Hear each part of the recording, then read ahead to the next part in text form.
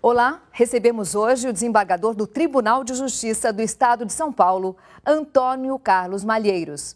Ele vem atuando com determinação para implantar um posto móvel do Tribunal de Justiça na região central de São Paulo, conhecida como Cracolândia. A ação busca, acima de tudo, retirar das ruas de São Paulo os jovens envolvidos com o crack. Mas por trás de uma ação tão polêmica, queremos saber um pouco mais sobre o desembargador da Coordenadoria da Infância e da Juventude do Estado de São Paulo.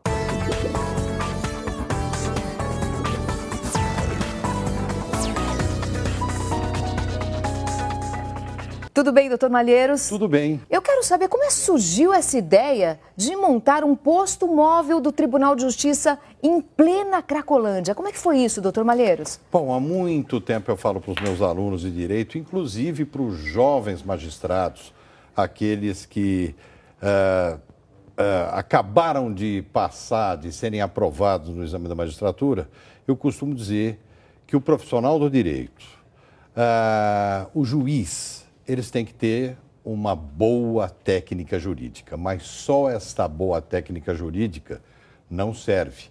Eles têm também que serem bons, eles têm que ser solidários, amigos das pessoas, eles têm que caminhar entre as pessoas e sentirem o gosto da lágrima das pessoas. Tem muita pessoa sofrendo por aí. E digo sempre para eles, aparentemente dentro de um processo tem papel. Aparentemente, na verdade, dentro de um processo tem gente. Gente perdendo o filho, gente perdendo a liberdade, gente perdendo a casa. Muito bem, então é importante para o profissional do direito de uma maneira geral e para o juiz também, eles saírem um pouco das varas, dos seus gabinetes e percorrerem as ruas da cidade.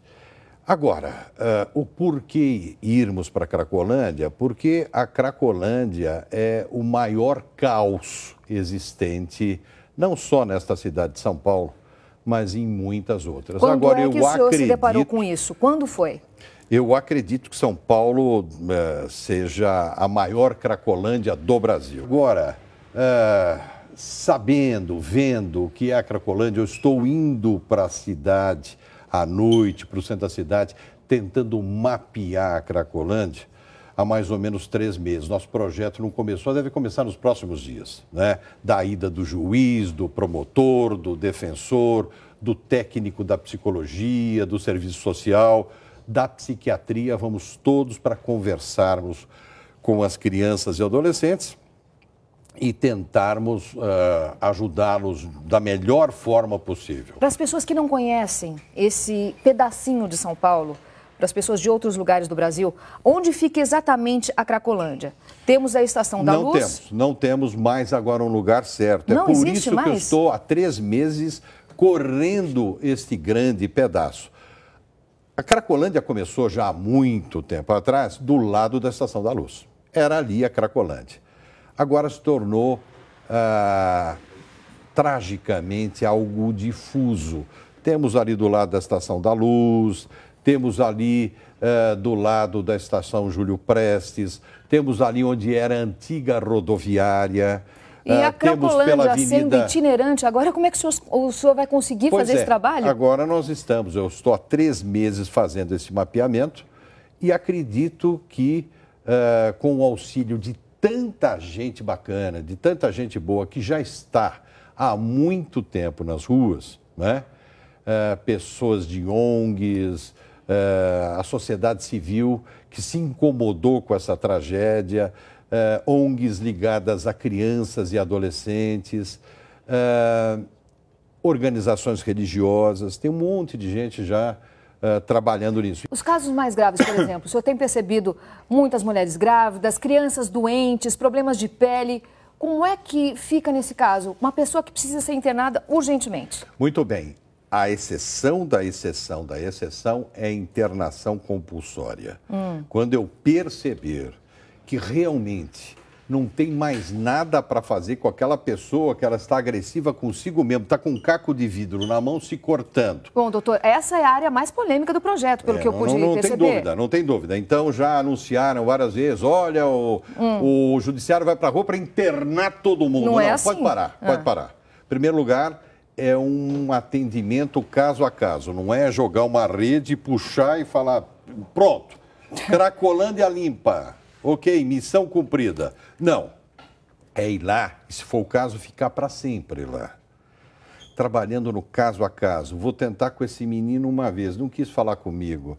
Amanhã, talvez. E depois de amanhã. Poxa, quarta vez ele sentou, mas não disse nada. Na quinta vez disse o nome. Mas é assim que funciona na psicologia. Na sétima vez, talvez ele peça socorro. E é na hora que ele pedir socorro que eu vou ver o que existe de melhor para ele. Estamos lá também para exigir, queremos trabalhar com os poderes públicos da saúde, mas estamos lá também para exigir desses poderes públicos que forneçam as vagas ambulatoriais para tratamento em meio aberto, é o que queremos. Nos ultimíssimos dos casos, até porque está na lei, nós podemos fazer isso, mas no último dos casos, daí cuidaremos da chamada internação compulsória, que vamos procurar de todas as maneiras evitar. O senhor é um dos primeiros da área jurídica a falar em família formada por afeto. É verdade. Eu quero saber o que é família formada por afeto, os telespectadores da Record News também, com certeza. Tá. Eu, quando saí das ruas, eu comecei nas ruas, depois que eu saí, durante 10 anos eu trabalhei numa favela, eu era estudante de Direito e mais 5 anos como advogado, fiquei numa favela. Daí mudei para as ruas e fiquei 15 anos trabalhando nas ruas. Daí saí das ruas e fui trabalhar em hospitais. E fui trabalhar exatamente com doentes adultos com AIDS. A AIDS tinha acabado de chegar no mundo e estava acabando com os homens. Naquela época eram homens homossexuais. É uma informação errada que essa doença pertencia só a um grupo, não é isso, doutor? Mas naquela época afetava prioritariamente aquele grupo. Ainda que com todos os meus preconceitos, a gente fala, não tem preconceito nenhum. De vez em quando a gente puxa uma fichinha de preconceito, né? Ainda que pesasse todos os meus preconceitos, eu fui trabalhar com aqueles homossexuais abandonados pelas famílias, ficavam horrorosos, né? As drogas ainda não estavam chegando, eles detonavam, ficavam detonados em pouco tempo, ficavam muito feios e morriam rapidamente. E um belo dia, eu estava com um jovem cantor que estava morrendo com pneumonia nos 2 pulmões. Ele fez um sinal para eu tirar a máscara dele. E eu tirei a máscara e ele me disse, quero cantar. Puxa. E eu falei, cara, você não está com condição sequer de falar, você está ofegante, eu vou botar a máscara de novo. Ele segurou minha mão, falou, não, eu tenho direito de morrer como eu quiser, eu quero morrer cantando, eu vou pedir para você, fazer o meu último pedido para você, eu quero que você cante comigo. Puxa, que emoção. Daí eu sentei do lado dele e comecei a cantar com ele, mas logo parei porque olhei para a porta e vi uma mulher que chorava, mas não entrava na sala. Falei, pô, o que ela está chorando? Parei de cantar, fui falar com ela, falei, posso ajudá-la? Vejo que a senhora está chorando.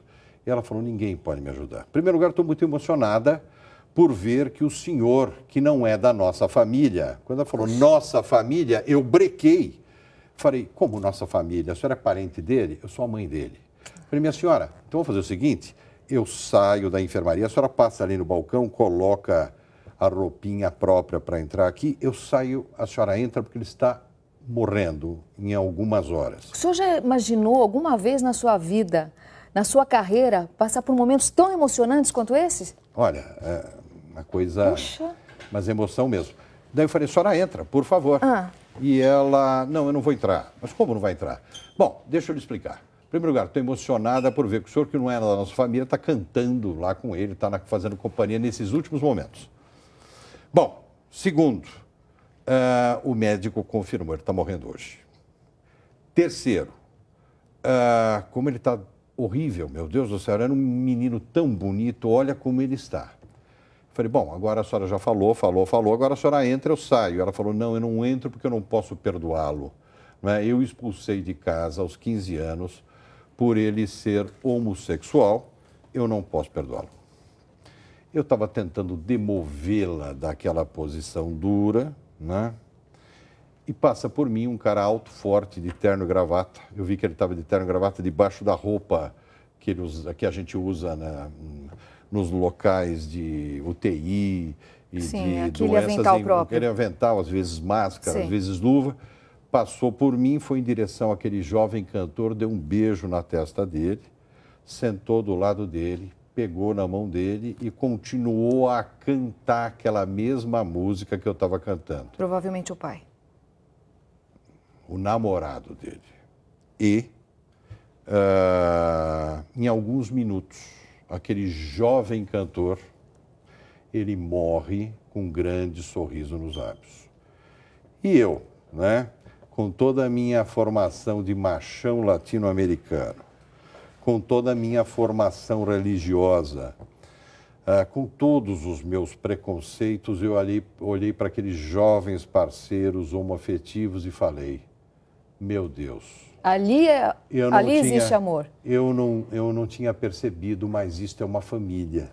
A mãe e o pai não se aproximaram. Olhei para a porta, para aquela mulher que chorava, mas não entrava, e falei, isto não é uma família. Que coisa dura, não? Que coração duro. Muito bem, duro. e a partir dali eu comecei a desenhar na minha cabeça, respondendo à tua pergunta, minha dissertação de mestrado, que saiu anos depois, que falava exatamente da timidez do legislador constituinte ao definir família e a família formada pelo afeto. Família formada por afeto. Essa sua dedicação às crianças e jovens, isso tudo me faz lembrar um filme, Patch Adams, tenho certeza que o senhor assistiu, com Robin Williams. Não só assisti, como eu conheci o Patch Adams pessoalmente. Que maravilha. Acho que é um cara maravilhoso, ele deveria ganhar o Prêmio Nobel da Paz de 5 em 5 minutos. E nós temos aqui a frase para ilustrar esse trecho do filme Patch Adams. Olha só, a transferência é inevitável. Todo ser humano causa impacto nos outros. Como é que o senhor pode interpretar essa frase? Eu acho que... Acho não, eu tenho certeza.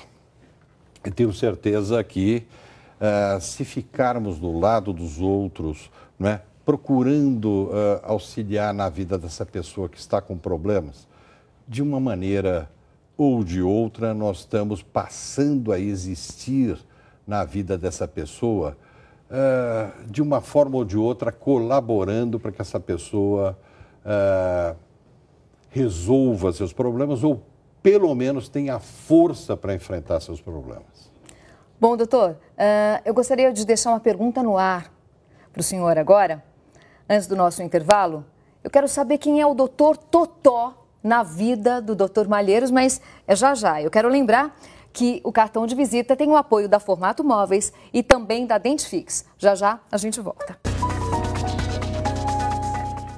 Estamos de volta com o cartão de visita do desembargador Antônio Carlos Malheiros. E eu deixei uma pergunta antes do break. Quem é o doutor Totó na sua vida, doutor Malheiros? Conta pra gente. Né? Não o doutor Totó, mas o Totó. Totó é o meu nome de contador de histórias e de palhaço em hospitais. Eu trabalhava com adultos, conforme já disse, em hospitais. Em 97, o Valdir Simino apareceu no meu gabinete, eu já era juiz, e me convidou para contar histórias para crianças. Eu relutei, né? Mais uma função que o senhor exerce. Falando, olha, troca o seu trabalho com adultos em hospitais para trabalhar com crianças. Falei, olha, Valdir, eu nunca contei história para criança, eu falhei em muitos pontos como pai e também nesse ponto de contar histórias. Eu nunca contei uma história para filho nenhum meu. Atenta. Ah, tá bom, vai. Então, troquei os adultos pelas crianças e posso dizer que as minhas primeiras histórias em hospitais, pelo menos a primeira história, foi um horror. Um horror. Um horror. Eu abri o livro do Peter Pan e com uma voz de desembargador. Mas era exatamente nisso que eu estava pensando. A gente sempre imagina um juiz, um desembargador, uma pessoa extremamente séria, sisuda. E aí, como é que foi, Peter Pan? Um horror. Eu abri e comecei a contar a história do Peter Pan com uma voz de desembargador lendo o voto em sessão de julgamento. Que chato. Bom, tinha uns 10, 15 meninos na enfermaria. No meio do livro, no meio da história, tinha uns 5. E quando eu terminei a história, estava quase terminando, tinha um. E quando eu terminei, esse um tinha dormido. Eu falei, falhei. Mas aconteceu uma coisa muito estranha, muito gozada. Na hora que eu falei, esse negócio de contar história, trabalhar com criança é diferente, eu prefiro trabalhar com adulto. Quando eu estava saindo, o meu pé enganchou numa mesa da enfermaria que tinha umas 30 bacias em cima. A mesa virou, as bacias todas se espalharam, eu caí com as pernas para o alto. E daí isso despertou uma gargalhada geral na enfermaria inteira. O senhor acredita em destino? Eu acho que sim. Eu acho que foi seu destino, hein? Foi. Daí foi uma gargalhada geral, né? E daí eu falei, puxa vida, eu acho que contar histórias para crianças deve ser tão simples quanto um tombo. E ali mesmo eu fechei o livro e comecei a inventar novas histórias, fazendo a voz da bruxa, sim, aí a eles voz adoram, do príncipe. Né? E daí, hoje não, hoje no Vive e Deixe Viver, que hoje nós começamos em 4, 5, 6, hoje nós temos mais de 1.500 voluntários.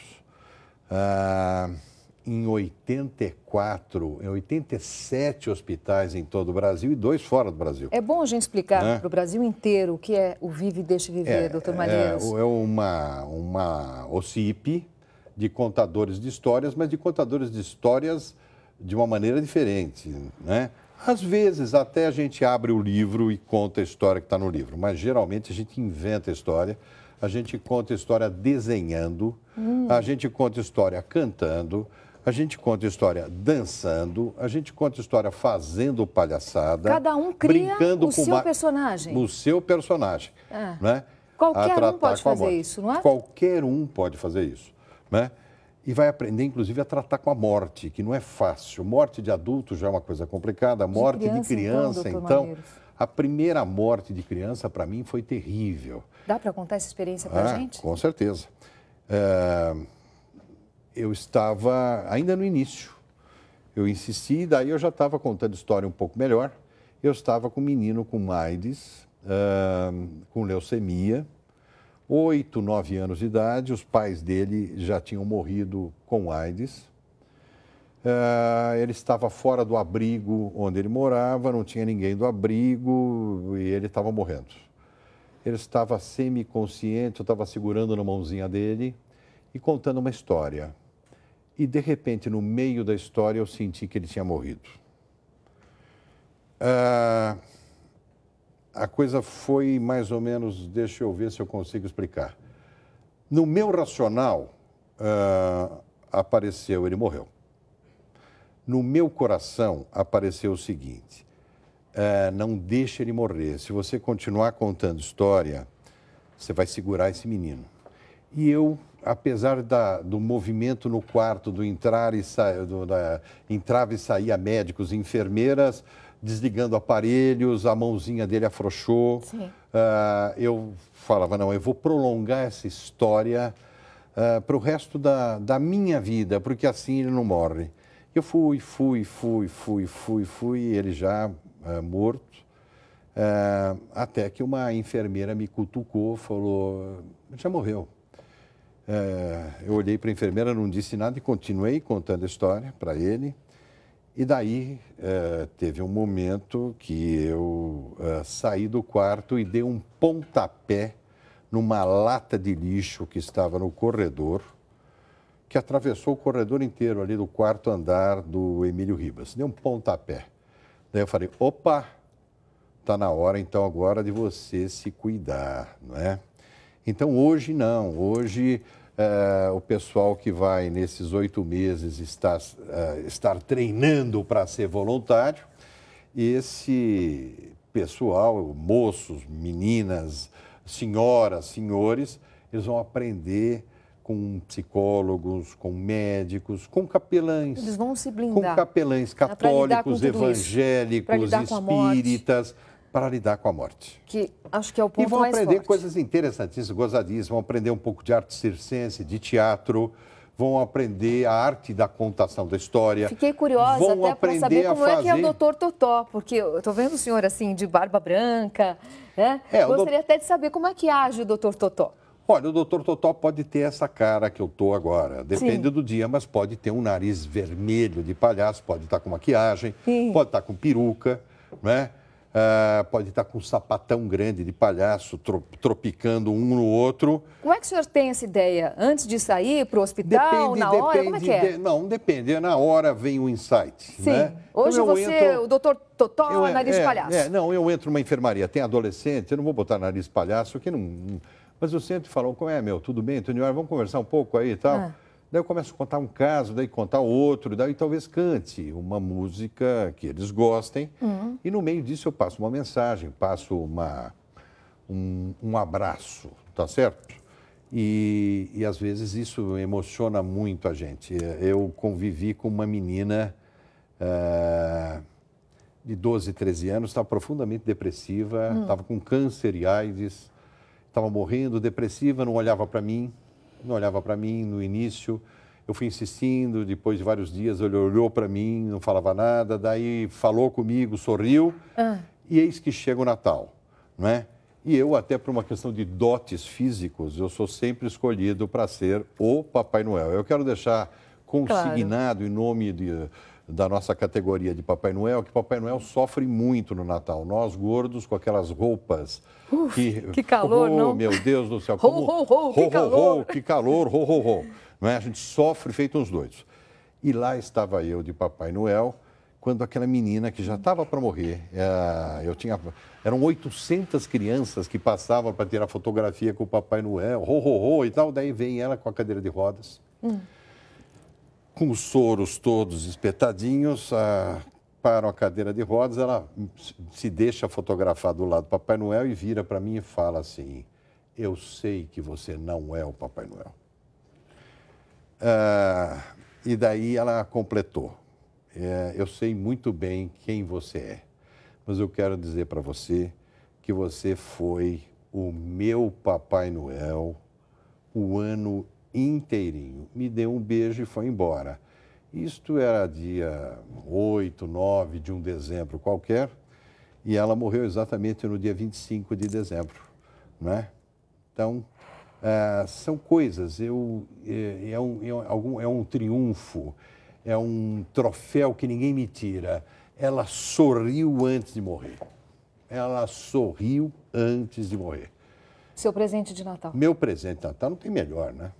O senhor tem filhos, doutor Malheiros? Eu tenho 3 filhos. 3 filhos? 3 filhos. Eles participam com o senhor? Eles veem seu trabalho? Olha, de certa forma, sim. Né? Eu tenho um filho DJ, né, que é muito alegre. Esse te ajuda com os adolescentes? Com certeza. Né? E já andou fazendo arranjos de rock, trazendo fundos sociais, temas sociais nos rocks.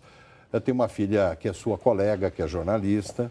Né? E tem uma filha advogada. Então, são pessoas assim que, apesar de eu ter sido um pai que sempre trabalhou muito, e se eu tivesse que começar de novo hoje, eu teria sido um pai muito mais presente. Mas o senhor era brincalhão na época com eles, não? Olha, um pouco, não muito, porque se dedicava sempre muito carreira, demais. Estressado, preocupado. Sim. Né? E acabei não estando com eles o tempo que eu queria. Mas, enfim... de qualquer maneira, já passou. Então, agora eu tenho que olhar para os meus netos todos, não é? Todos os meus netos que estão aí, que virão por aí, né? Os meus netos de sangue e os meus netos por afeto. Pelo que o senhor falou esse tempo todo, a solidariedade parece ser fundamental na magistratura, né? Mas não é, viu? Mas não é. Tem muitos que se acham demais, se acham os deuses. Não é. Eu ainda vejo os juízes muito afastados das pessoas. São os melhores técnicos em direito do Brasil, que me perdoem quem está nos assistindo dos outros estados. Francamente, eu vejo que os nossos juízes de São Paulo são extraordinários tecnicamente.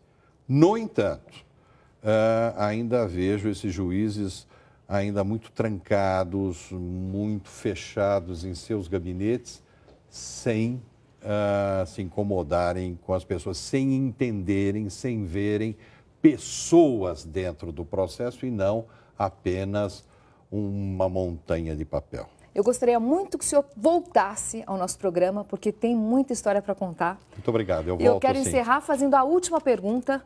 Eu quero saber para quem o Dr. Malheiros entrega o seu cartão de visita. Olha, eu entrego o meu cartão de visita para todo mundo, sabe? Todo mundo que quer ter contato comigo e preferencialmente aquele que eu, olhando nos olhos, eu percebo que, puxa vida, o que você me falou me incomodou, me fez ficar pensativo, pensativa. Eu gostaria de voltar a me encontrar com você e, quem sabe, a gente, de um jeito ou de outro, trabalharmos juntos. Então, para esse eu entrego o meu cartão de visitas com muito mais afeto. Muito bem. Esse é o Totó, é o Dr. Malheiros. Respeitado no mundo jurídico, desembargador, mestre, pai de família e um contador de histórias.